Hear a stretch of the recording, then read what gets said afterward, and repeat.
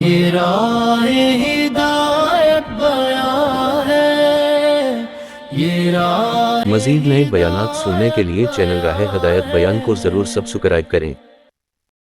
جو دنیا والوں کے پاس نہیں تھا، جو موسیٰ علیہ السلام کے پاس نہیں تھا، ان کو چاہت پیدا ہوئی کہ وہ علم حاصل کروں، تو اللہ تعالیٰ نے کہا مجمع البحرین، جہاں جو سمندر ملتے ہیں وہاں پر ہمارے بندے خضر ملیں گے، وہاں پہنچ کر ان سے ملاقات کرنا اور پھر وہ تمہیں علم سکھلائیں گے، اور اس کی علامت بتلائی کہ تمہارے توشے دان میں سے مچھلی زندہ ہو کر سمندر میں جائے گی، سرنگ بناتے ہوئے راستہ بنا لے گی۔ اب موسیٰ علیہ السلام و تسلیم اپنے ساتھی یوشع بن نون کے ساتھ چلے، چلتے چلتے سفر لمبا تھا، تھک گئے، اب نیند آ گئی، سو گئے۔ وہ مچھلی توشے دان سے نکلی مچھلی، واتخذ سبیلہ فی البحر عجبا، سمندر میں راستہ بناتے ہوئے، سرنگ بناتے ہوئے سمندر میں داخل ہو گئی۔ ساتھی جو تھے یوشع بن نون، انہوں نے کہا کہ بھائی حضرت کو اٹھانا ادب کا تقاضا یہ ہے، کوئی بڑا آدمی سو رہا ہے تو تھوڑا سا انتظار کر لے، میں انتظار کر لیتا ہوں، اٹھے گے تو خبر کر دوں گا۔ جب موسیٰ علیہ السلام و تسلیم نیند سے بیدار ہوئے تو وما انسانی الا الشیطان ونذکرہ، یہ یوشع بن نون بھول گیا ان کو بتانا، خبر کرنا بھول گئے۔ اب یہ آگے بڑھے، پڑھتے چلے گئے۔ موسیٰ علیہ السلام نے کہا لقد لقینا من سفرنا ھذا نصبا، بھائی اب بہت تھک گئے سفر پہ، لاؤ توشہ لاؤ، کچھ کھا پی لیں۔ تو انہوں نے کہا کہ حضرت وہ تو مچھلی وہیں پر سمندر میں راستہ بنا کے چلے گئی اور میں بتانا آپ کو بھول گیا۔ کہ اللہ کے بندے وہی تو ہماری منزل مقصود تھی۔ فارتدا علی آثارہما قصصا، دونوں الٹے پیر لوٹ کر آئے۔ قرآن کہتا ہے کہ جس کی زندگی کا جو غلط رخ ہے، اگر وہ وہاں سے لوٹ کر نہیں آیا، تھک کر چور ہو جائے گا، منزل مقصود تک نہیں پہنچ سکتا۔ یہ ایک حقیقت ہے دوستوں۔ اللہ کے نبی صلی اللہ علیہ وسلم ہجرت کر کے مدینہ منورہ گئے تو آپ نے مدینہ والوں سے یہی بات کہی تھی۔ مدینہ میں اوس اور خزرج سکون کے لیے ترستے تھے، مدینہ والے پشتوں سے ان کے درمیان جنگیں تھی، مدینے کا بخار مشہور تھا۔ اللہ کے نبی صلی اللہ علیہ وسلم نے مدینہ والوں سے کہا من اصلح ما بینہ وبین اللہ اصلح اللہ ما بینہ وبین خلقہ، دیکھو ہماری ایک ہی بات پر عمل کرو، اپنے اور اللہ کے درمیان کے معاملے کو درست کرو، اللہ تمہارے اور سارے مخلوقات کے درمیان کے معاملے کو درست کرو۔ اس لیے حضرت فرماتے تھے ہمارے کام کا پوری محنت کا خلاصہ ہر ایک کی زندگی کا رخ مخلوق سے ہٹ کے خالق کی طرف آوے۔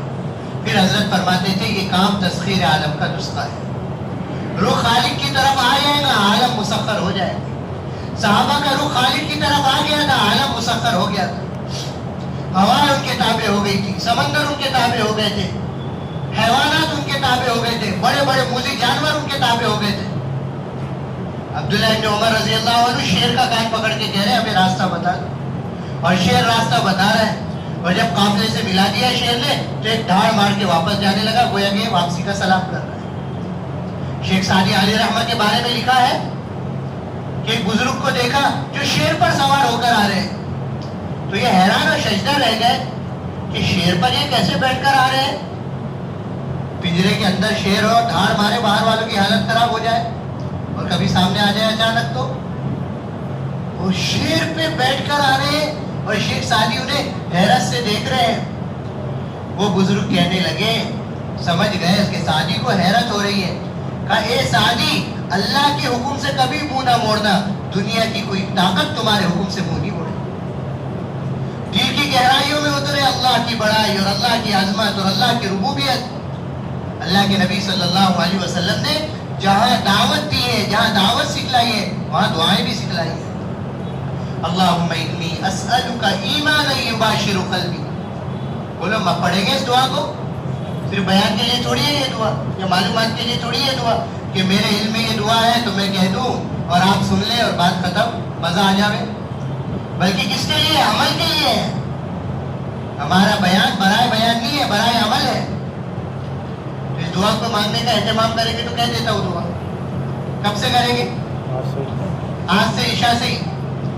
اللہم انی اسألک ایمانا یباشر قلبی، اللہم انی اسألک ایمانا یباشر قلبی، اے اللہ ہمیں وہ ایمان عطا فرما جو دل کی گہرائیوں میں اتر جائے، رچ بس جائے. جیسے چائے ہے اور اس سے چینی الگ ہے. اب آپ چینی اور چائے تو الگ الگ ہے. اب چینی کو آپ گھول دو چائے میں تو رچ بس جاتی ہے. اب الگ ہو سکتی ہو؟ کیوں دوستو عزیزو؟ اے اللہ دل کی گہرائیوں میں وہ ایمان عطا فرما کہ ایسا رچے بسے کہ بڑی بڑی طاقتیں آ جائے سامنے کہ ایمان کا سودا نہ ہو. اللہم انی اسألک ایمان لا یرتد. آقا علیہ السلام نے دعا سکھلائی، اے اللہ وہ ایمان عطا فرما کہ اس کے بعد پھر ارتداد نہ ہو. ورنہ تو لوگوں نے ایک مٹھائی کے ڈبے کے عوض اپنے ایمان کا سودا کیا ہے. آقا علیہ السلام نے کہا بادروا بالاعمال، ایمان عمل میں جلدی کرو. یصبح الرجل مؤمنا ویمسی کافرا ویمسی مؤمنا ویصبح کافرا. آدمی صبح مومن ہونے کی حالت میں کرے گا، شام ہونے تک اپنے ایمان کا سودا کر دے گا. شام مومن ہونے کی حالت میں کرے گا، صبح ہونے تک اپنے ایمان کا سودا کر دے گا. یبیع دینہ بعرض من الدنیا، دنیا کے چند ٹکڑوں کے لیے اپنے ایمان کا یہ سودا ہے. اللہ وہ ایمان عطا فرما جو دل کی گہرائیوں میں اترے، پھر ایمان کے لیے پھانسی کے پھندے پہ لٹکا دیا جائے اور سولی پر چڑھا دیا جائے اور آگ میں جلا دیا جائے. بس پھر ایمان سے پھرنا نہ ہو. ایمان سے کیا نہ ہو؟ پھرنا نہ ہو. عبداللہ بن حذافہ رضی اللہ تعالیٰ عنہ بادشاہ نے پیشکش کی تھی اپنے ایمان سے پھر جاؤ، پوری بادشاہت تمہیں دے دیں گے. کہا ارے کمبخت، اگر تو پوری بادشاہت بھی دے دے، آدھی بادشاہت دینے کی بات کرتا ہے، ایک پلک جھپکنے کے برابر میں اپنے ایمان کا سودا نہیں کر سکتا.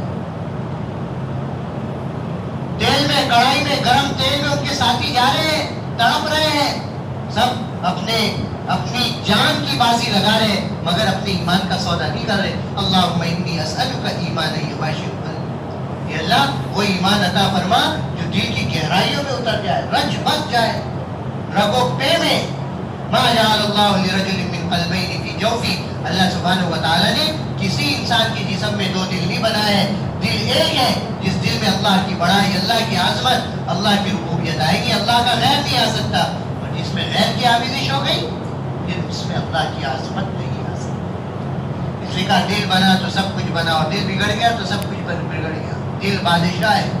الا وان فی الجسد لمضغہ، آقا علیہ السلام نے فرمایا کہ ہوش کے کانوں سے سنو، ہر انسان کے جسم میں گوشت کا ایک لوٹڑا ہے. اذا صلحت صلح الجسد کلہ واذا فسدت فسد الجسد کلہ.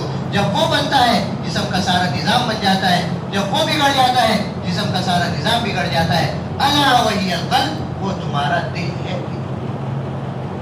اس لیے دوستو بزرگوں، یہ بنیاد ہے. ہماری اپنی ذات سے لے کے ہر ایک کی زندگی کرو، جو جہاں ہے اللہ کی طرف آوے. کس کی طرف آوے؟ بولا ہر کس کی طرف آوے؟ اللہ کی طرف آوے. ایسے ایمان میں کمال پیدا ہو. اور پھر دوستو بزرگوں، یہ ایمان کی طاقت اعمال صالحہ پر لا کھڑا کرے گی. کائے پر کھڑا کرے گی؟ مخلوق سے ہٹ کے خالق کی طرف، چیزوں سے ہٹ کے اعمال کی طرف. اللہ کے نبی صلی اللہ علیہ وسلم نے اعمال دیے. اللہ اکبر. حضرت عمر رضی اللہ عنہ کے زمانے میں قحط سالی آئی، لوگ پریشان ہو گئے، جانور مرنے لگے. عمر بن عاص رضی اللہ عنہ، حضرت عمر رضی اللہ عنہ نے ان کو مصر کا گورنر بنا رکھا تھا. ان کو خط لکھا، حالات لکھے مدینہ منورہ کے. تو عمر بن عاص رضی اللہ عنہ نے تسلی نامہ لکھا امیر المومنین سے کہ آپ فکر نہ کریں، ہم اتنا اونٹ بھیجیں گے اور اتنا غلہ بھیجیں گے اور اتنا سامان بھیجیں گے. ایک اونٹ مصر میں ہوگا اور دوسرا اونٹ مدینہ منورہ میں ہوگا. لیکن وہ قحط سالی قابو میں بھی نہیں آئی. ایک صحابی نے جانور ذبح کیا تو ہڈی، کھال اور خون کے کچھ نہیں ملے. گوشت کے جانور ذبح کیا جاتا ہے. تو بے چین ہو گئے، بے قرار ہو گئے اور کہا حضور صلی اللہ علیہ وسلم کا زمانہ کیسا تھا، اب ہم کیسی آزمائش کا شکار ہو گئے. اب وہ سوئے اسی بے چینی اور بے قراری میں. تو رات میں اللہ کے نبی صلی اللہ علیہ وسلم کے خواب میں زیارت ہوئی.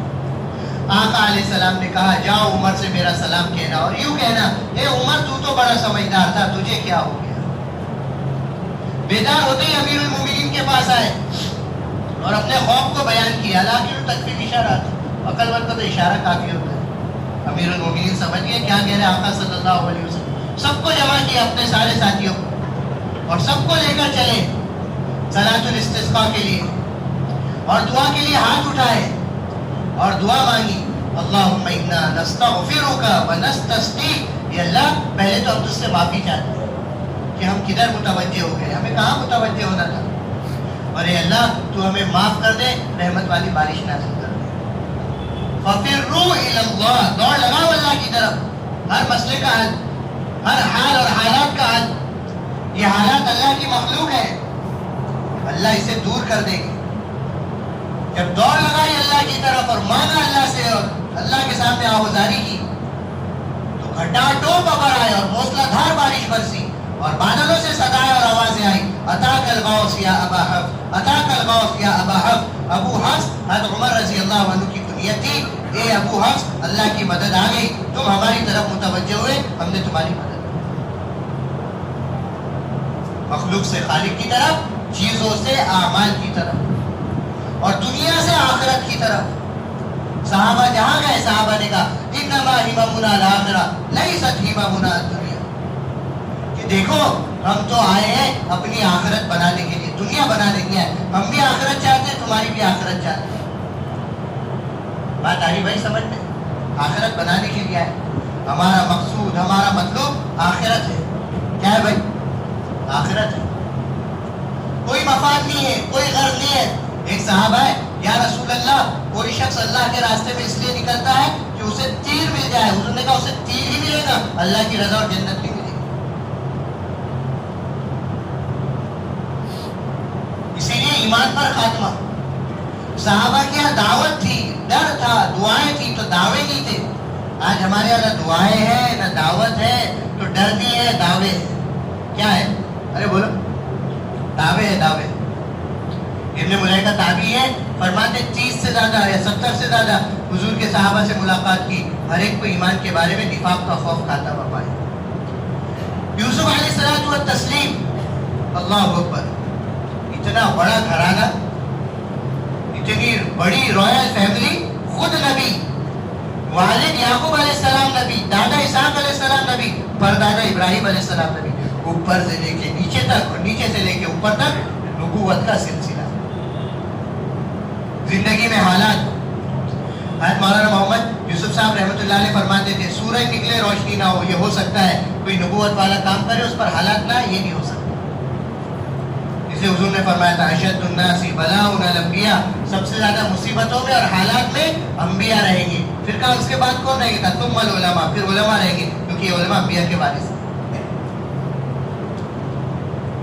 جتنا بڑا آدمی اتنے بڑے حالات، لیکن یہ حالات اللہ کی مخلوق ہے۔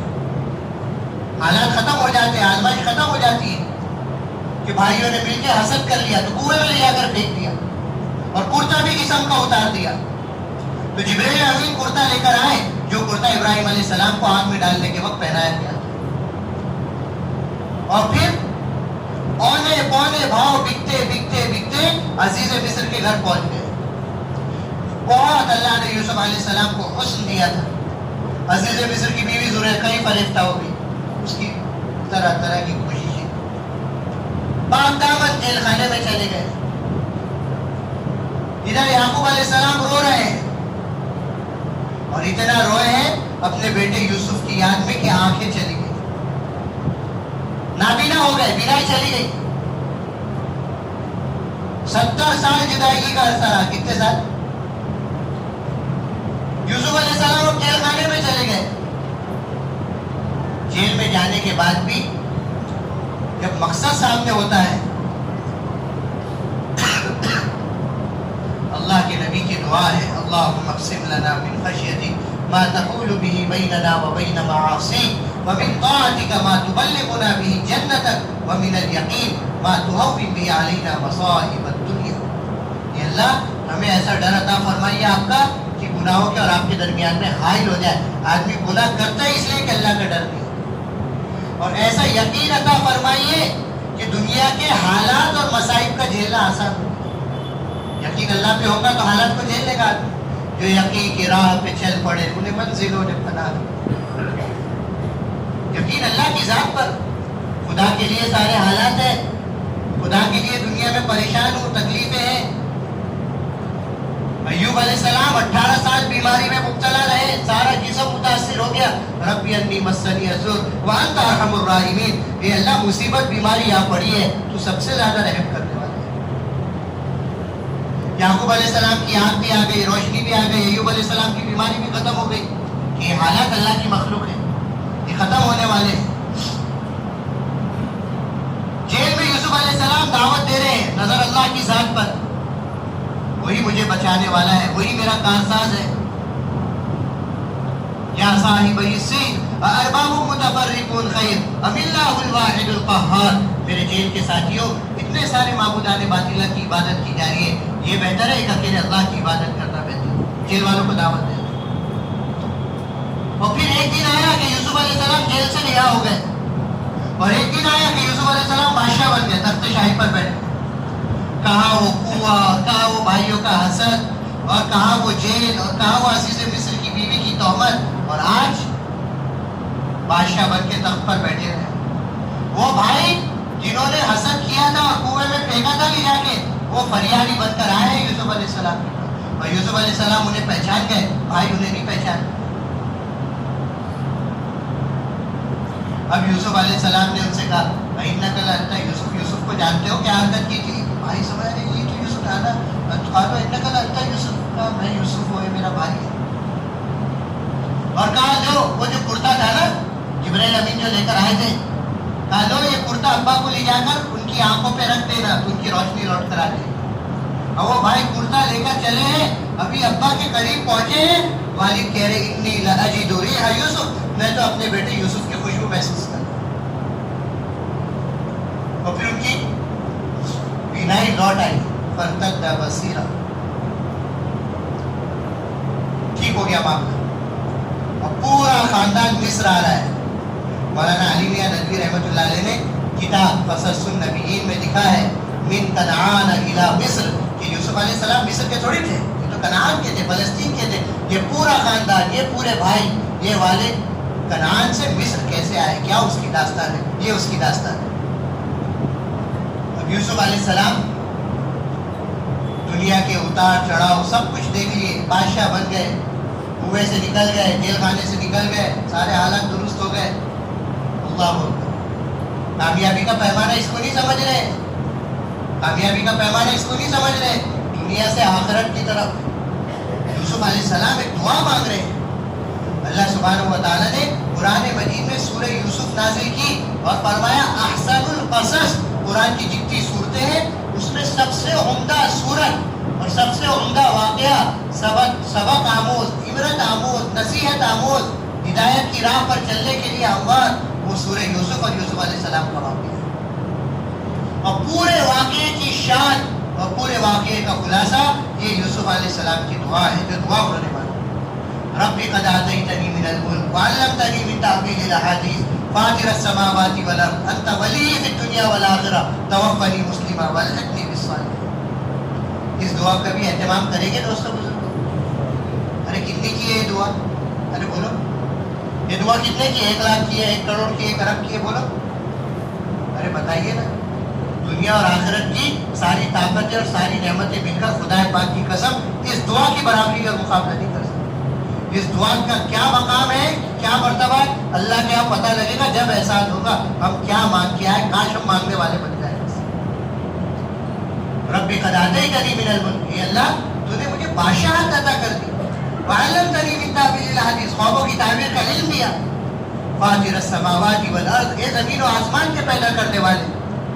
انت ولی فی الدنیا والآخرہ، تو ہی میرا کارساز ہے دنیا میں بھی اور آخرت میں بھی. ورنہ بھائیوں نے اور لوگوں نے تو میری خبر کھود دی تھی، یوسف کب کا ختم ہو جاتا اور تباہ ہو جاتا. انت ولی فی الدنیا والآخرہ، تو ہی میرا کارساز ہے دنیا میں بھی اور آخرت میں.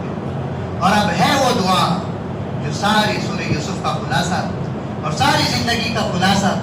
توفنی مسلمہ، میں کامیاب نہیں ہوا ابھی. توفنی مسلمہ والحقنی بالصالحین، تو مجھے موت دے ایمان والا بنا کر، اور جنت میں آخرت میں تیرے نیک بندوں کے ساتھ میرا حشر ہو جائے، تب جا کے میں کامیاب. یہ ہے حقیقت کہ ہر ایک کی زندگی کرو مخلوق سے ہٹ کر خالق کی طرف آوے، چیزوں سے ہٹ کر اعمال کی طرف آوے، اور دنیا سے ہٹ کر آخرت کی طرف آوے. یہ اس کام کا مقصد ہے. حضور صلی اللہ علیہ وسلم والی پاکیزہ معاشرہ زندہ ہو، یہ اس کام کی منزل ہے، اتباع سنت.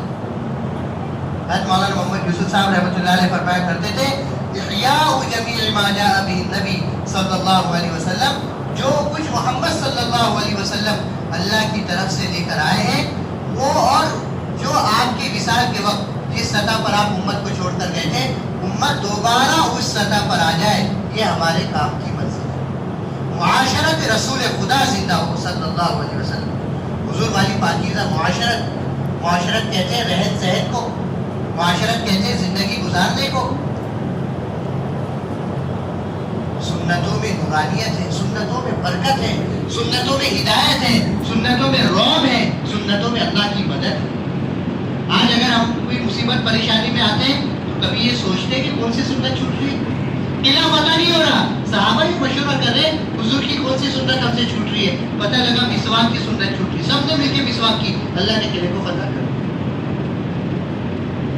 اس لیے طے کرو انشاءاللہ ہر سنت پر عمل کریں، اور آج سے انشاءاللہ کوئی وضو اور کوئی نماز بغیر مسواک کی نہیں کرے تو ہمارا اجتماع کا کامیاب ہوگا. محی السنت، لقب شاہ ابرار الحق صاحب رحمۃ اللہ علیہ. محی السنت، سنت کو زندہ کرنے والے. زندگی میں کوئی کام خلاف سنت نہیں، زندگی میں کوئی عمل خلاف سنت نہیں کی. آج شادیوں میں بارات میں جاتے ہیں، سنتوں کے جنازے نکلتے ہیں، اور پھر سلسلہ ہوتا ہے لوگ کھڑے رہ کے جانوروں کی طرح گاتے ہیں. مسلمان بھی کھڑے رہ کر جانور کی طرح گاتے ہیں. کیوں بھائی ہے نہیں یہ باتیں؟ سنتوں کو زندہ کریں گے، سنتوں پر عمل کریں گے. سنتوں میں رعب ہے، سنتوں میں چاشنی ہے. حضرت خواجہ نظام الدین اولیاء رحمۃ اللہ علیہ آپ کے دسترخوان پر بڑے بڑے بادشاہ، بڑے بڑے شہزادے سنت طریقے کے مطابق بیٹھ کے کھانا کھاتے ہیں. ایک متکبر بادشاہ نے اپنے شہزادوں سے کہا کہ تم کو شرم نہیں آتی، میرا تم شاہی دربار کا دسترخوان چھوڑ کر اس فقیر کے دسترخوان پر بیٹھ کر کھانا کھاتے ہو؟ تو شہزادوں نے، صاحبزادوں نے جواب دیا ابا حضور آپ کا شاہی دربار آپ کو مبارک. جب سے آپ جس کو فقیر کہہ رہے ہیں، جب سے اس فقیر کے دسترخوان پر ہم اپنے نبی کے طریقے کے مطابق بیٹھ کر کھانا کھانا شروع کیا، آپ کا شاہی دسترخوان ہم کو. سنتوں میں چاشنی، کشش ہے، نورانیت ہے، حلاوت ہے، اللہ کی مدد ہے. صحابہ نے ہر جگہ اس کا اہتمام کیا. شاہی دسترخوان ہے، لقمہ گر گیا، صحابی رسول سے گرا ہوا لقمہ اٹھا کر کھانا سنت ہے. گرا ہوا لقمہ اٹھا کر کھا لیا. کسی نے کہا یہ کیا کر رہے ہو؟ شاہی دسترخوان ہے یا شہزادے ہیں، تانا دیں گے. اترکو سنت حبیبی صلی اللہ علیہ وسلم بہؤلاء الحمقاء، کیا ان احمقوں کی وجہ سے میں میرے محبوب صلی اللہ علیہ وسلم کی سنت کو چھوڑ دوں؟ ہم اور آپ جہاں رہیں یہ فیصلہ کریں. ہم جو کچھ ہیں دوسرے نمبر پر، یا جس کے پاس ہے وہ دوسرے نمبر پر. پہلے اللہ ہے، اللہ کا حکم ہے، پہلے اللہ کے نبی صلی اللہ علیہ وسلم ہے، آپ کا طریقہ. یہ مسلمان ہر جگہ اپنی اس بنیاد کو بنائے. یہ دعوت کی محنت تبلیغی جماعت، کوئی تبلیغی جماعت نہیں ہے. حضرت کہتے ہیں کہ اگر اس کا کام نام رکھتا تو تحریک ایمان رکھتا، ایمان میں کمال پیدا. اس لیے نیا زور ہے، نیا شور ہے، نیا شو ہے. ہمارے بزرگ مولانا فرماتے ہیں نیا مونچھ ہے، نیا پوچھ ہے. سیدھا سادہ کام ہے. آج آپ نے پورے حریری والوں کو جمع کیا، اعلیٰ پلی والوں کو جمع کیا. کیا جھنڈا لے کر نکلے آپ؟ آؤ بھائی آج ہماری پارٹی کا اجتماع، آپ سب آئے. کہ بھائی ایسی بات ہے؟ کیا ہمارے بینر بنے ہوئے بہت بڑے بڑے لمبے چوڑے؟ نہیں، ایک سیدھا سادہ کام ہے. یہ بنیاد ہے. ہر ایک اللہ سے جڑے، ہر ایک حضور صلی اللہ علیہ وسلم والی پاکیزہ معاشرت اپنانے والا بنے، ہر ایک کے ایمان اعمال میں کمال پائے. یہ اس کام کی بنیادیں ہیں. ہماری ذات سے لے کر، ہمارے گھرانے سے لے کر، ہمارے خاندان سے لے کر، ہمارے ملک شہر سے لے کر سارا عالم ہماری محنت کا میدان ہے. یہ زندہ ہو. بھائی صاحب رحمۃ اللہ علیہ فرماتے تھے کفار مکہ نے ہمارے نبی کو مکہ سے نکالا، اور ہم مسلمانوں نے حضور کی پاکیزہ معاشرت کو اپنے گھروں سے نکالا، اپنے خاندانوں سے نکالا. کہ بھائی ہے نہیں بات ایسی.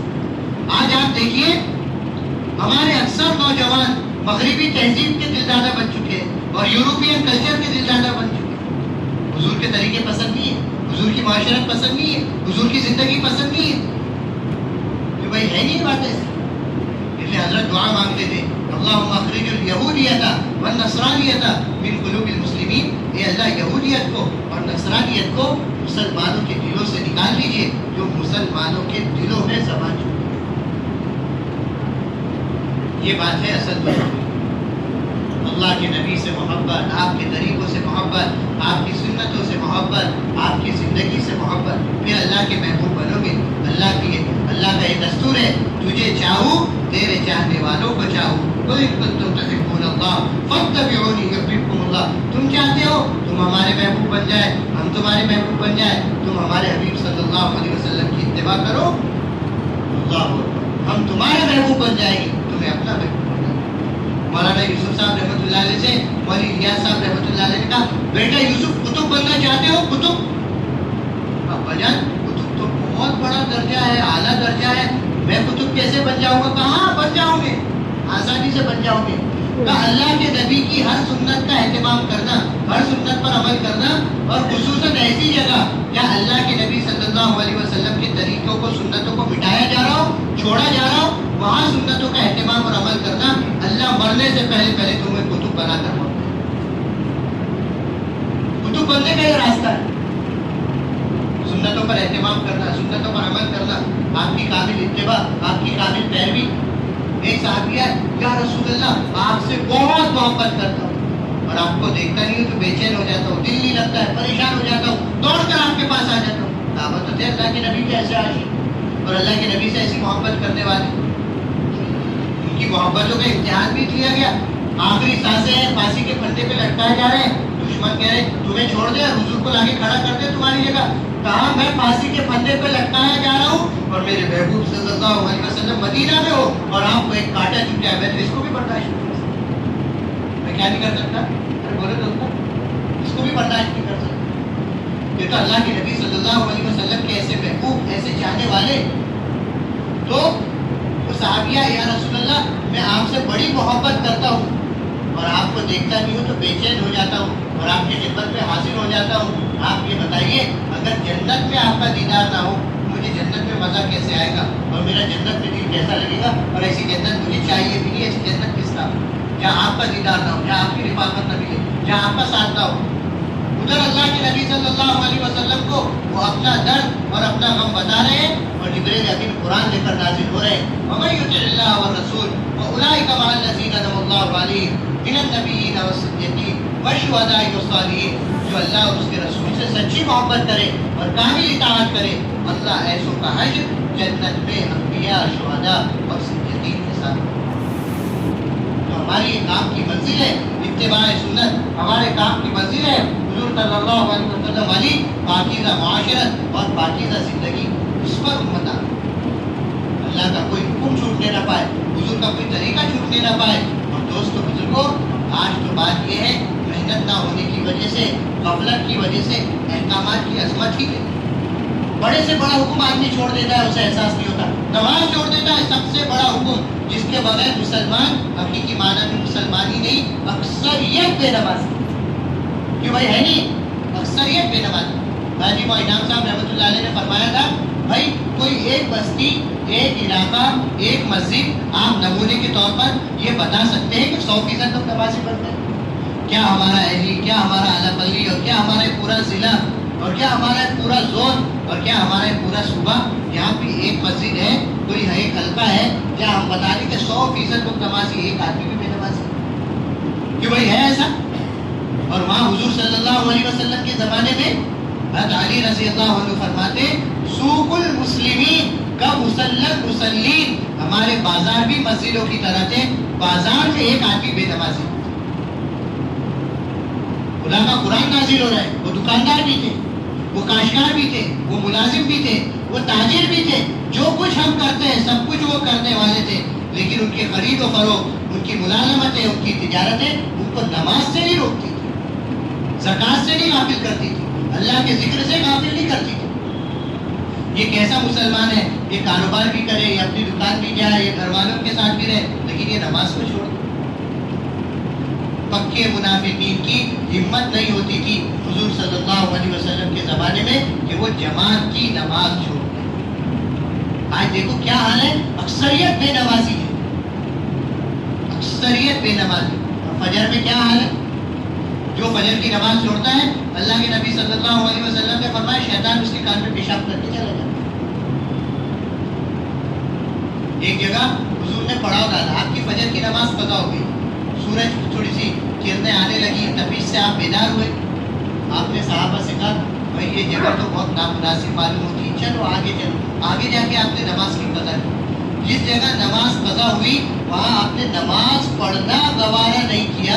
آپ بتائیے جو گھرانے کے گھرانے, خاندان کے خاندان, بستیوں کے بستیاں بے نمازی ہے, وہاں کتنی لعنت اور تہمت برستی کہ بھائی یہ حقیقت ہے نہیں.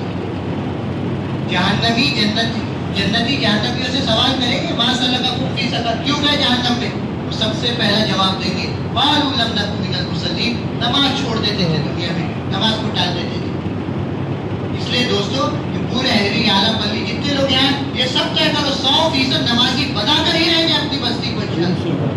تو دھیرے کہہ رہے انشاءاللہ اتنے دھیرے کیا بنائے گے, کیا ہمارا گھرانہ, کیا ہمارا خاندان کوئی بے نمازی نہ رہے. جو بھائی نیت کرتے ہو انشاءاللہ 100% نمازی. کتنے فیصد نمازی؟ 100% نمازی. صحابہ کیا معمول تھا. حضرت عمر رضی اللہ عنہ آدھی رات کتنا ہوتا, تہجد پڑھتے, نوافل پڑھتے. کبھی حیات صحابہ میں پڑھا اپنے کے گھر, اور آدھی رات کے بعد اپنے گھر والوں کو اٹھانے کے اٹھو اب تہجد پڑھو. کیا پڑھو؟ تہجد پڑھو. اور قرآن کی آیت پڑھتے وَأْمُرْ أَهْلَكَ بِالصَّلَاةِ وَاسْتَبِرْ عَلَيْهَا, نماز کے پابند بھی بنو, اپنے گھر والوں کو بھی نماز کا پابند بناؤ.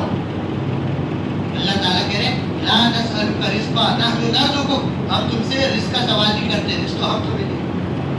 وَالْعَاقِبَةُ لِلتَّقْوَىٰ, اچھا انجام اللہ سے ڈرنے والوں کے لیے. ڈریں گے تو اعمال کریں گے, ڈریں گے تو نماز پڑھیں گے, ورنہ ذرا ذرا سے بہانے میں نماز چھوڑ دیں. گھر میں بیوی بچے نماز کے پابند بنے. مروا صبیانکم بالصلاة اذا بلغوا سبعا واضربوهم اذا بلغوا عشرا. ارے مسلمانوں 7 برس کی عمر میں تمہارے بچے نماز کے پابند ہو جانا چاہیے.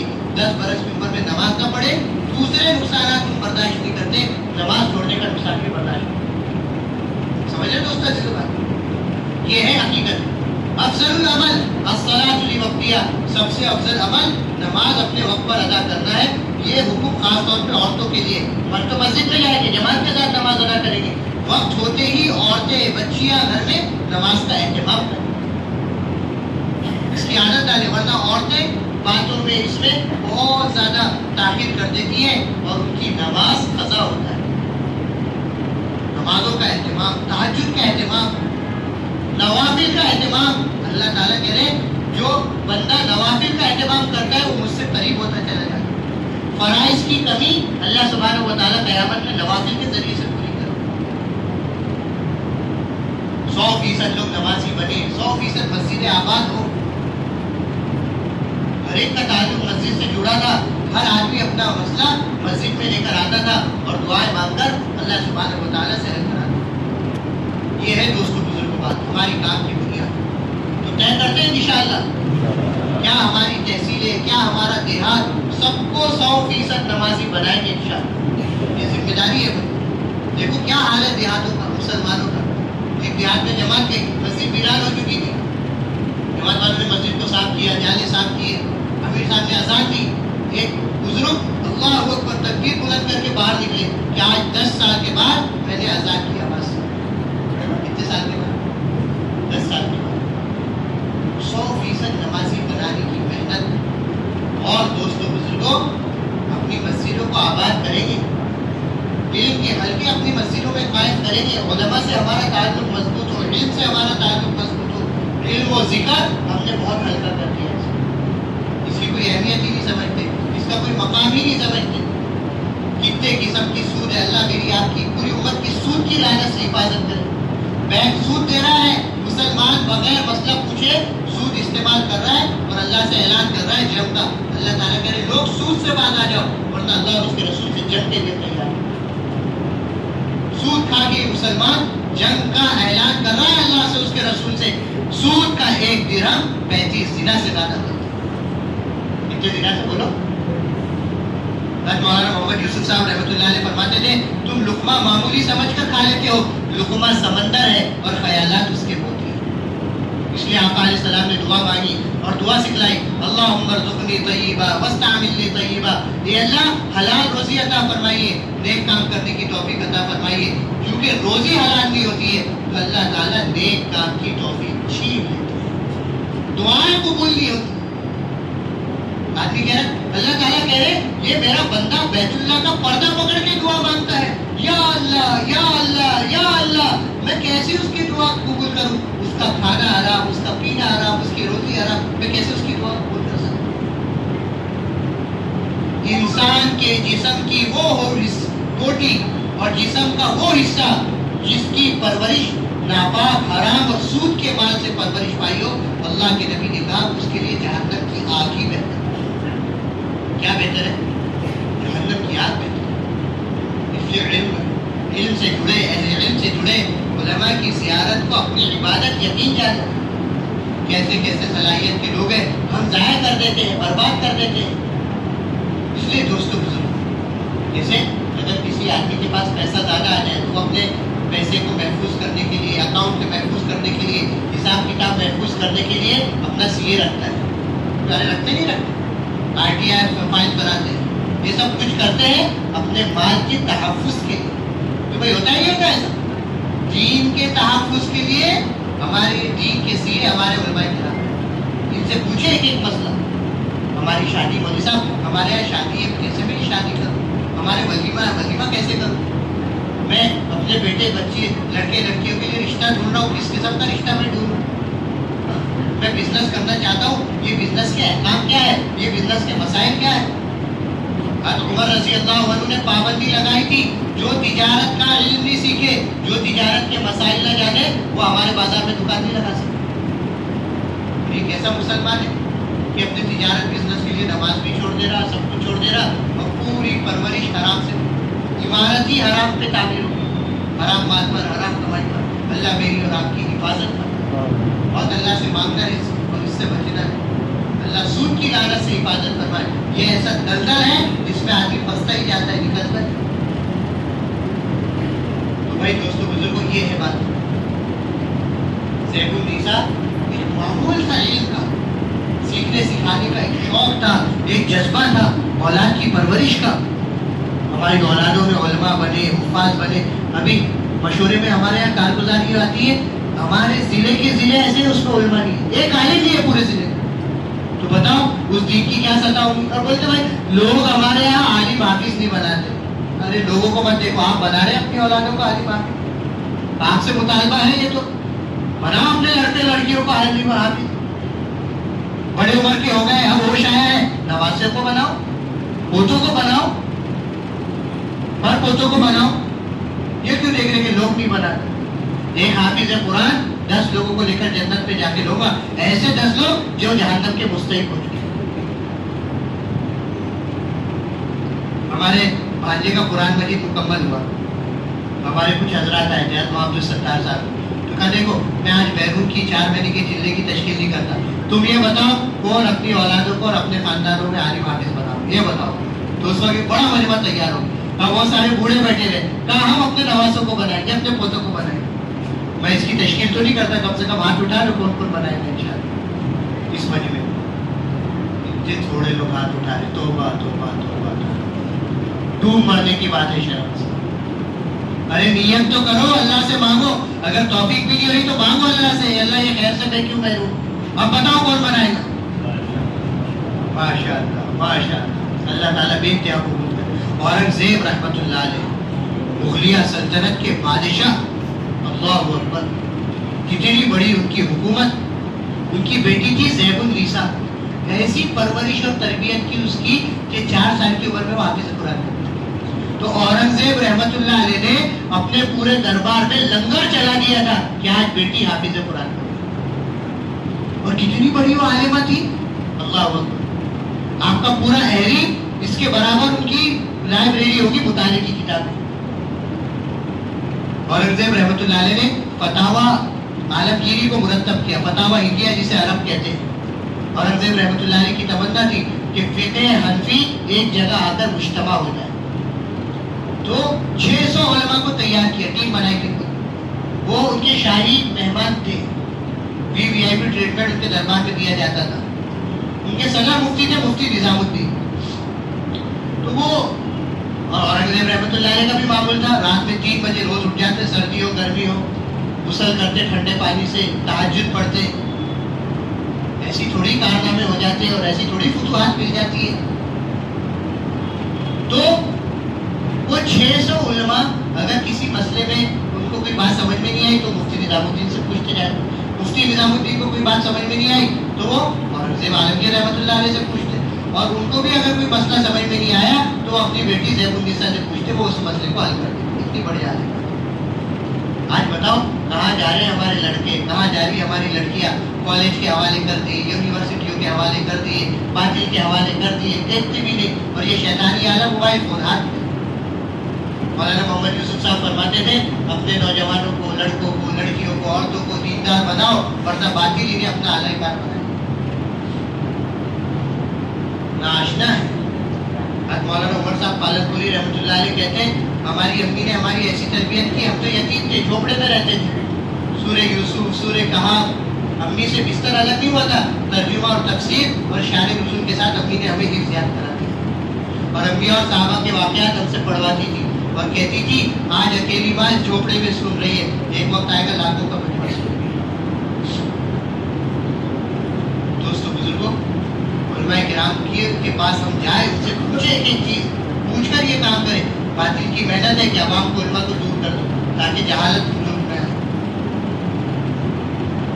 उलमा की ज़ियारत को अपनी इबादत यकीन क्या करें। और दोस्तों बुजुर्गों, गफलत वाली जिंदगी गुजर रही है, कोई इस्तेज़ार नहीं है, कोई तवज्जो नहीं है। अल्लाह के जिक्र के बगैर कामयाबी नहीं मिल सकती। वज़्कुरुल्लाह कसीरा लअल्लकुम तुफ्लिहून। अल्लाह ताला कह रहे कसरत से हमें याद करो ताकि तुम कामयाब हो। 4 महीने भी लग रहे, छिलने भी लग रहे, गश्ते भी हो रहे, लेकिन कुरान मजीद खोलकर देखने का मौका नहीं है। कुरान मजीद पढ़े बगैर किसी के ईमान में कमाल नहीं हो सकता, अल्लाह का कुर्ब नहीं मिल सकता। कुरान मजीद पढ़ना गोया कि अल्लाह से बातें करना है। वइज़ा तुलियत अलैहिम आयातु ज़ादतहुम ईमाना। जब कुरान मजीद की तिलावत की जाती है, अहले ईमान की ईमान में ज़्यादती होती है।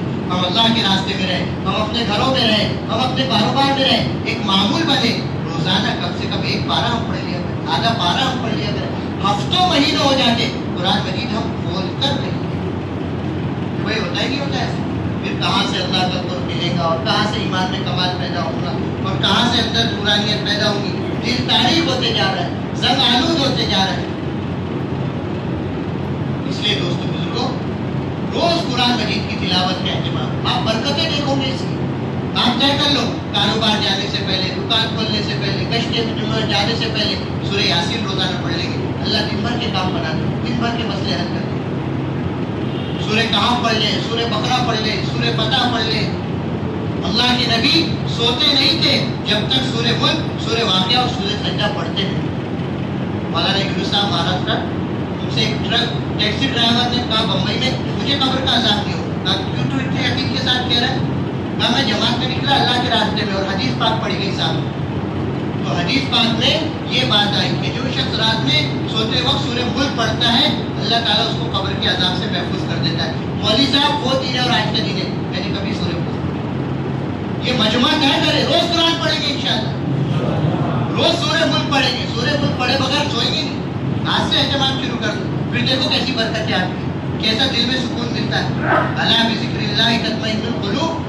ये करोड़ों अरबों आपको सुकून नहीं दिला सकते, अल्लाह के कलाम में सुकून, तस्बीहात में सुकून है, अल्लाह के जिक्र में सुकून है, नजात है। लोग कहते हैं तस्बीह पढ़ने से क्या होगा? अल्लाह ताला कह रहे हैं फलौला अन्नहु कान मिनल मुसब्बिहीन ललबिस फी बत्नी इला यौम युबसून। और हमारे बंदे नबी यूनुस अलैहिस्सलाम, मछली ने उनको निकल लिया, वो मछली के पेट में तस्बीह पढ़ते थे, ला इलाहा इल्ला अंता सुब्हानका इन्नी कुन्तु मिनज़ ज़ालिमीन। अगर वो तस्बीह नहीं पढ़ते तो कयामत तक मछली के पेट में रहते, कोई ताकत उन्हें बाहर नहीं निकलती। ये बात है। याजूज माजूज के फितने का ज़हूर होगा, मुसलमान पहाड़ों में वादियों में चले जाएंगे, तोशा खत्म हो जाएगा तो प्यास लगेगी, भूख लगेगी, परेशान होंगे। तो हज़रत ईसा अलैहिस्सलाम कहेंगे कि तुम तस्बीह पढ़ो, तो मुसलमान तस्बीह पढ़ेंगे, अल्लाह तस्बीह की बरकत से भूख भी मिटा देंगे, प्यास भी मिटा देंगे। جو خدا غذاؤں پر بھوک پیاس مٹانے پر قادر ہے وہ اپنے ذکر پر بھی بھوک پیاس مٹانے پر قادر ہے۔ سوچے تو صحیح، دنوں کے دن گزر جاتے، نہ ہماری قرآن کی تلاوت ہوتی، نہ ہماری تسبیحات ہوتی، نہ معاملات اور دعاؤں کا اہتمام ہوتا۔ مولانا یوسف صاحب رحمۃ اللہ علیہ فرماتے تھے مسنون دعاؤں نے کس نے قبولیت کے راستے دیکھ رکھے، نجات کے راستے دیکھ رکھے۔ لوگ پریشان ہے، دعا مانگتے، جس سے مانگنا اس سے مانگتے نہیں، لوگوں کے سامنے اپنے دکھڑے روتے ہیں، لوگ رو رو کے سنتے ہیں، ہنس ہنس کے سناتے ہیں کہ بھائی ہے نہیں بات ہے۔ ایک صحابی آیا اللہ کے نبی کے پاس، جسم ٹوٹ گیا، تھک کے چور۔ حضور نے کہا تیری حالت کیا ہو گئی، کیا اپنی حالت بنا رکھا ہے، کیوں ایسا نظر آ رہا ہے؟ یا رسول اللہ قرضوں نے مجھے توڑ دیا۔ کس نے توڑ دیا؟ ارے بولو، قرضوں نے توڑ دیا۔ قرضے توڑ دیتا انسان۔ تو حضور نے کہا میں تجھے ایک دعا سکھلاتا ہوں، اگر یمن کے پہاڑ کے برابر تجھ پر قرضہ ہوگا اللہ اسے ادا کرا۔ تو حضور نے دعا سکھلائی کہ اس دعا کو پڑھا کر، اللہم انی اعوذ بک من الہم والحزن واعوذ بک من العجز والکسل واعوذ بک من البخل والجبن واعوذ بک من غلبۃ الدین وقہر الرجال۔ کچھ دنوں کے بعد پھر ملاقات ہوئی، بہت خوشحال چہرے پہ بشاشت، چمکتا ہوا چہرہ۔ حضور نے کہا کیا حال ہے آپ؟ کہا یا رسول اللہ آپ کی اس دعا کی برکت سے اللہ نے میرے سارے قرضے ادا کر دیے۔ مسنون دعاؤں نے قبولیت کے راستے دیکھ رکھے، مسنون دعاؤں نے نجات کے راستے دیکھ رکھے، مسنون دعاؤں نے ہدایت کے راستے، کس کے راستے دیکھ رکھے دوستوں؟ اس لیے دعاؤں کا اہتمام، معاملات کا اہتمام گھر والوں سے بھی کرائے، لڑکوں سے بھی کرائے، لڑکیوں گھر میں روزانہ تعلیم کا اہتمام۔ آپ نے سنا مقامی کام لے کر روز گھر کی تعلیم کا اہتمام کریں، گھر میں سوچے وقت ایک جائزہ لے، آپ حاضری لے، بیوی سے بھی پوچھے، بچوں سے بھی پوچھے، لڑکوں سے بھی پوچھے، لڑکیوں سے بھی پوچھے، سورہ ملک پڑھ لیا، سورہ واقعہ پڑھ لیا، سورہ سجدہ پڑھ لیا، چلو پڑھو پھر سو۔ کیا کرو؟ ارے بولو چلو پڑھو پھر سو۔ اللہ اکبر۔ عبداللہ بن مسعود رضی اللہ عنہ بوڑھے ہو چکے تھے اور آنکھیں بھی جا چکی تھی، نابینا ہو چکے تھے۔ عثمان رضی اللہ عنہ کی خلافت کا زمانہ تھا، کہا بیت المال سے آپ کا وظیفہ جاری کر دیں۔ نہیں مجھے ضرورت ہے۔ کہا آپ کو ضرورت نہیں ہے، 4 جوان لڑکیاں ان کا کیا ہوگا؟ تو کہا بات یہ ہے اللہ کے نبی نے مجھے سورہ واقعہ یاد کرائی تھی تو میں نے اپنے بچیوں کو یاد کرا دیا، اور حضور نے کہا تھا جس گھر میں سورہ واقعہ پڑھی جائے گی اس گھر میں کبھی فاقہ نہیں آ سکتا۔ وہ دین ہے آج کا دن ہے، میری بچیوں نے سورہ واقعہ نہیں چھوڑی، میرے گھر میں فاقہ نہیں۔ کیا ہمارے گھر میں اس پر کبھی تربیت ہوئی ہے؟ اس کا اہتمام ہم نے کیا ہے؟ اس کا اہتمام ہم نے کرایا ہے؟ اللہ۔ ابو ہریرہ رضی اللہ عنہ کے بعد صدقے کی کھجوریں تھی، ایک دن پیچھے لگ گیا، روز آگے وہ کھجوریں لے کے چلے آتے۔ اللہ کے نبی صلی اللہ علیہ وسلم کے بعد ابو ہریرہ رضی اللہ عنہ آ گئے، یا رسول اللہ روز صدقے کی کھجوریں وہ کم وقت آتا ہے لے کر چلے جاتا ہے، میں اسے پکڑتا ہوں، میں کہتا ہوں آپ کے پاس لے کر آؤں گا تو بولتا معاف کر دو کل سے نہیں آؤں گا، پھر آ جاتا ہے۔ کیا کروں؟ حضور مسکرائے، وہ قیدی ہے آتا رہے گا دوبارہ پریشان کرتا رہے گا۔ ایک دن ابو ہریرہ نے کہا اسے پکڑ لیا غصے میں، کہا بس جو آپ نے حد کر دی تجھے چھوڑوں گا نہیں، اللہ کے نبی کے پاس لے کر جاؤں گا۔ اس نے کہا ابو ہریرہ معاف کر دو، آج کے بعد اب کبھی نہیں آؤں گا۔ نہیں تجھے آج اللہ کے نبی کے پاس ہی وہی حاضری تیری ہو۔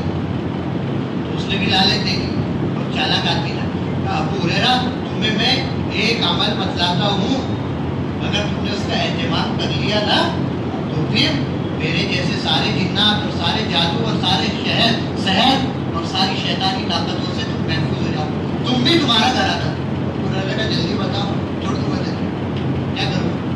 تجھے چھوڑ دوں گا، بتا دے کیا ہوا۔ اس نے کہا دیکھو بھائی ہم تو جنات تھے، میں یہاں نہیں آتا، مدینہ سے نہیں آتا، میں ملک شام سے آتا ہوں۔ کہاں سے آتا ہوں؟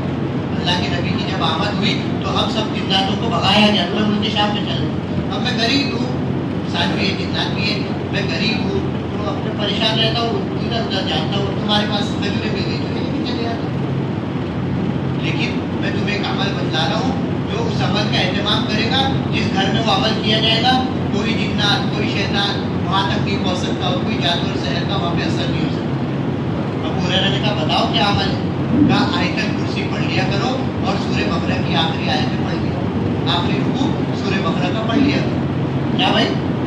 آیت الکرسی اور سورہ بقرہ کا آخری رکوع۔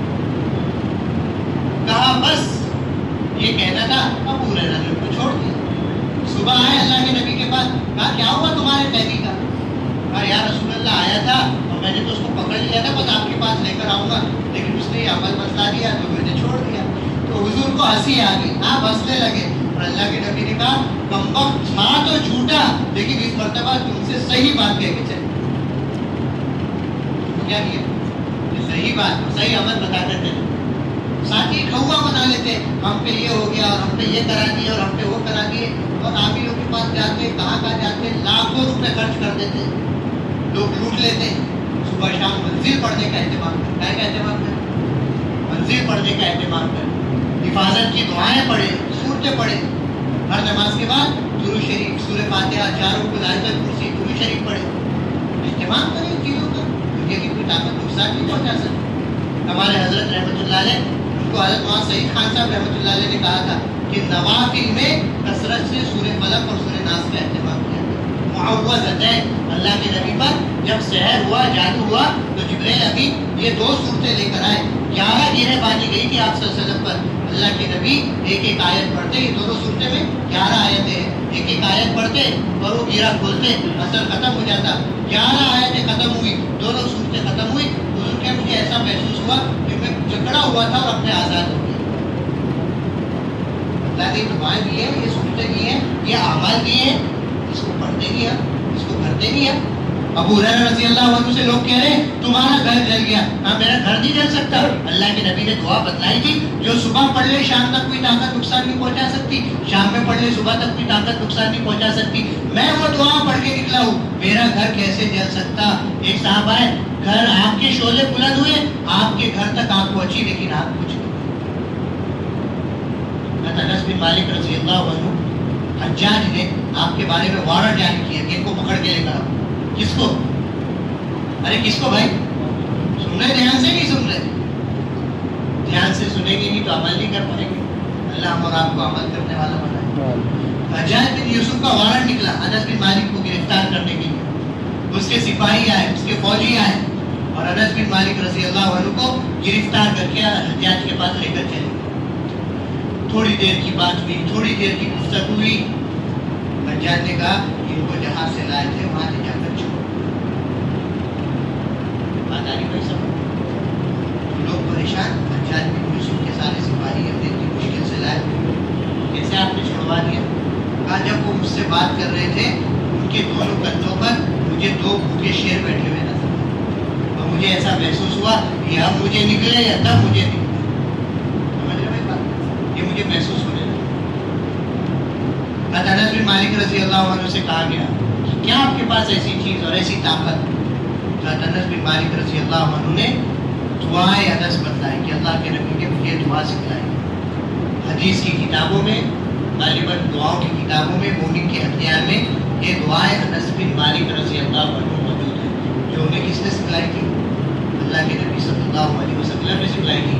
کہا یہ دعا کی برکت ہے کہ اللہ سبحانہ و تعالیٰ نے ایسا رعب پیدا کر دیا کہ بڑے بڑے سلاطین اور حکمراں میرے سامنے کانپ جاتے ہیں۔ تو یہ دعاؤں کا اہتمام، اذکار کا اہتمام، اور دوستوں بزرگوں اپنے معاملات میں صفائی، کائے میں صفائی، ایک ہے اللہ کا حق، حقوق اللہ، اور ایک ہے اللہ کے بندوں کا حق۔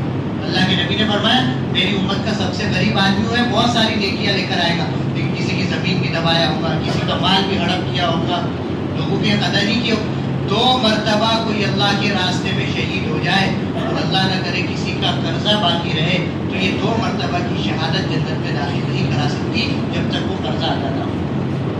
ایک ناباری زمین کسی نے کسی کی ناحق غصب کی ہوگی، 7 زمینوں کا توپ گلے میں بنا کر ڈالا۔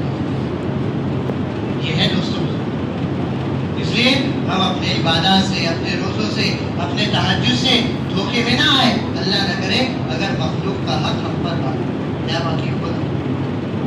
اس لیے بہنوں کی میراث آج لوگ ہڑپ کر لیتے ہیں، والدین بوڑھے ہو جاتے ہیں ان کا حق مان لیتے ہیں، یتیم بچوں کا حق مان لیتے ہیں۔ اللہ تعالیٰ نے کہا ان الذین یأکلون اموال الیتامی ظلما انما یأکلون فی بطونہم نارا، جو ناحق یتیم بچوں کا مال ہڑپ کر لیتے ہیں وہ تو جہنم کی آگ اپنے پیٹ پہ بھرتے ہیں۔ اس لیے حقوق کی ادائیگی اور ہماری رضا اللہ، انا الی اللہ راغبون، ہمیں بس اللہ چاہیے، کچھ اور نہیں چاہیے۔ حدیث پاک میں قیامت کے دن نیکیاں گنی نہیں جائیں گی बल्कि नेकियां तोली जाएगी और नेकियों में वजन कैसे आएगा? अरे बोलो, नेकियों में वजन कैसे आएगा? इन नेकियों में वजन इखलास से आएगा।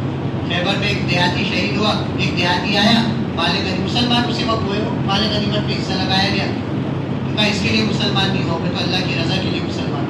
हुजूर ने कहा ये सच्चा है, अल्लाह इसकी नीयत सच्चा करके निकलाएगा, फिर वो शहीद हो गया। हुजूर ने कहा देखो सच्चा था, अल्लाह ने सच्चा करके निकलाया। अपना कुर्ता आका अलैहिस्सलाम ने निकाल के लो इसमें इसको कफन पहना, जनाजा पढ़ाया, उसकी कब्र में उतरे। नायबी इनाम साहब रहमतुल्लाह अलैह फरमाते थे हम अपने आप को नीयत का बीमार समझते, थोड़ी थोड़ी चीज़ों में, थोड़े थोड़े अमल में, थोड़ी थोड़ी मेहनत में नीयतों में फुतूर आ जाता है। क्या में फुतूर आ जाता है? अरे बोलो, नीयतों में फुतूर आ जाता है। इसलिए इस काम की बुनियाद इखलास है। वहाँ इनाम साहब रहमतुल्लाह अलैह खास दुआ मांगते थे, ये अल्लाह हमारी इस चार दीवारी के अंदर मुखलिसीन को मुज्तबा फरमा। किसको मुज्तबा फरमा? मुखलिसीन को मुज्तबा फरमा। वहाँ उमर साहब पालनपुरी रहमतुल्लाह अलैह फरमाते थे अगराज परस्तों से इस काम में बच के रहना, ये अपनी गर्जें पूरी करने के लिए मुखलिसीन में फूट पैदा करना। इसलिए कहा सबसे बड़ा मुनाफिक वो है, सबसे बड़ा मुनाफिक वो है जो अपने फायदे के लिए काम में लगे, काम वालों से जुड़े और अपना फायदा पूरा कर ले और फिर अलग होकर मुखालफत शुरू करे। अलग और क्या कर दे? अरे बोलो, ये जुड़ गए, अपना फायदा पूरा कर लिया, सब कुछ बना लिया, काम के लिए तो जुड़े नहीं थे। बात आई समझ? फायदे के लिए जुड़े थे, बच्चों का रिश्ता हो जाए, लड़के का यहाँ निकाह हो जाए, लड़की का यहाँ रिश्ता हो जाए, यहाँ कारोबार सेट हो जाए, यहाँ प्लॉट मिल जाए, तो फिर कोई मुराद पूरी नहीं हुई, अब क्या हुए? क्या अलग होकर मुखालफत शुरू कर। ये सबसे बड़ा मुनाफिक है। बात आ रही भाई समझ? अल्लाह की रजा मतलब इन्ना इल्लल्लाहि रागिबून। हमें कौन चाहिए? कि हमें सिर्फ अल्लाह चाहिए। हमें कौन चाहिए? सिर्फ अल्लाह चाहिए। इन बुनियादों को लेकर नक्ल हरकत में आना है। इस रास्ते की शान, इवाम, जान अल्लाह के रास्ते का उरूज है, इसका कोई बदल नहीं। एक साहबिया अल्लाह के नबी सल्लल्लाहु अलैहि वसल्लम के पास कहा या रसूल अल्लाह, मेरे पास इतने इतने दिनों में मैं कुछ खैर के काम में खर्च कर दूं तो क्या वो अल्लाह के रास्ते का बदल हो जाएगा? हुजूर ने कहा जो शख्स अल्लाह के रास्ते में निकल के सो रहा है उसकी नींद कभी बदल नहीं हो सकती। एक फैसला करना होगा। साहबा ने फैसला किया था, कानत हयातुम की हयाति दीन व कानत ममातुम की हयाति दीन। ए खुदा, हम जिएंगे भी तेरे दीन को जिंदा कर दे और हम मरेंगे भी तेरे दीन को जिंदा कर दे। ये जो फैसला किया था साहबा ने, इस फैसले को पूरा करके दिखलाया। सारे आलम में चले गए। उर्दुन, जिसे जॉर्डन कहा जाता है, छोटा सा मुल्क है, उस छोटे से मुल्क में तकरीबन 36,000 साहबा दुनिया के कोने कोने में चले गए साहबा रज़ी अल्लाह अन्हु, और शौक के साथ, जज्बे के साथ अल्लाह के रास्ते में निकलते थे। जान देने के शौक, जान लगाने के शौक, जान खपाने के शौक। ये काम ऐसा नहीं है कि बस गुजर जाए, कर लिए। जाहिदुं बिही जिहादन कबीरा, जान तोड़ मेहनत का मुतालबा है। कौन सी मेहनत का मुतालबा की? जान तोड़ मेहनत का मुतालबा।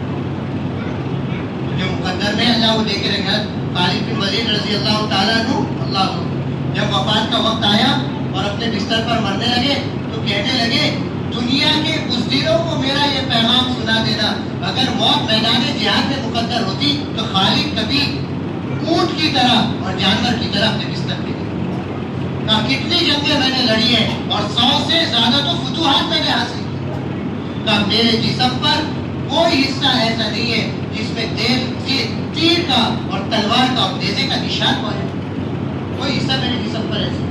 लेकिन बहुत अफसोस कि खालिद जानवर की तरह, ऊंट की तरह अपने बिस्तर पर दुनिया के बुज़दिलों को नींद ना आए, दुनिया के बुज़दिल सुकून से ना सोए। ये खालिद बिन वलीद रज़ी अल्लाह अन्हु दुनिया से रुखसत हो जाए। तमन्ना है आप जाए बदर के मैदान में, शुहदाए बदर की कब्र मौजूद है, तख्ती लगी हुई है, उसमें एक नाम है उबैदा बिन हारिस रज़ी अल्लाह। क्या नाम है? उबैदा बिन हारिस रज़ी अल्लाह तआला। मैदान जंग में दुश्मनों ने उनकी पिंडली काटी, उनका कंधा काट दिया। 2 साहबी उठा के लाए, अल्लाह के नबी का जहाँ खैमा था, आज वहाँ पे मस्जिद है,